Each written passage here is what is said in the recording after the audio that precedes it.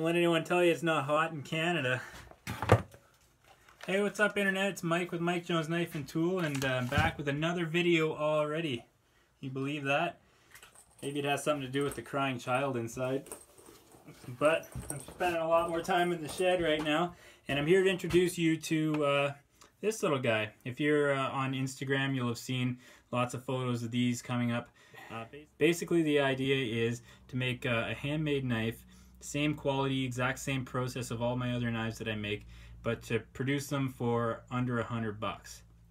I figure there's got to be a lot of people out there who are sick of the traditional Chinese-made department store knives that are, you know, $30 and they don't last very long and they let you down.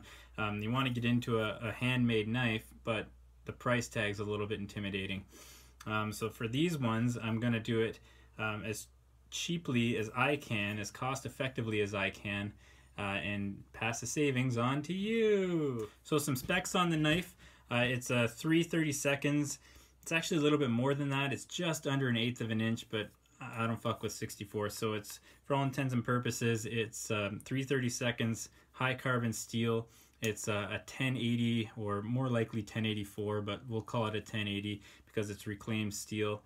But this stuff's awesome. I've got a knife that I made 2.5 years ago out of it, and I've been beating the crap out of it. I don't even oil it. I've only sharpened it twice, and it's holding up really well. So I'm really happy with this steel.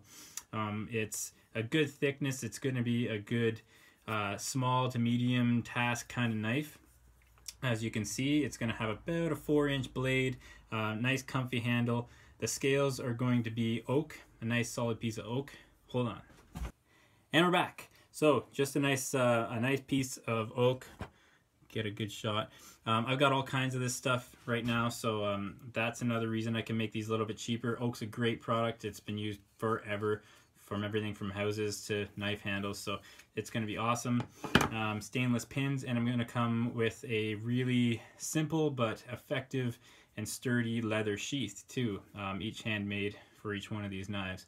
So it's, like I say, it's going to be all the same process that I make all of my other knives, but I'm going to figure out how to make them for under $100. Now, there's been all kinds of great interest in these things on Instagram already. Everyone who has said on Instagram and on Facebook that I'll take one for sure, you guys get first dibs.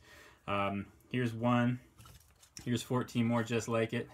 So they're on their way. These guys are, as you can see, drilled, rough ground, and ready for heat treating. They're all going to be unique still. I definitely trace them out with a template, a little stencil, but after that everything's done by hand. I cut them out by hand. I shape the profile by hand. I grind the bevels by hand. I don't use a jig. I've never owned one. And I even eyeball the holes for the pins on these things. So it's all going to be pretty unique. Each one will be different, just like the rest of them. So that was it. I just wanted to give you guys a quick heads up about that. If you're not following me on Instagram or Facebook, then now the YouTube folk are in on it too.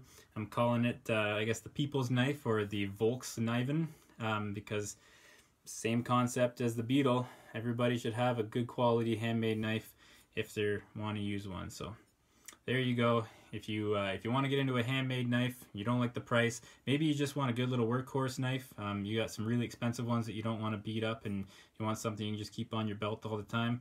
This will be perfect for that.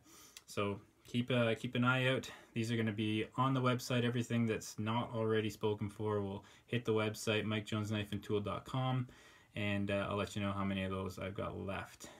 Thanks a lot. Stick around for another video soon.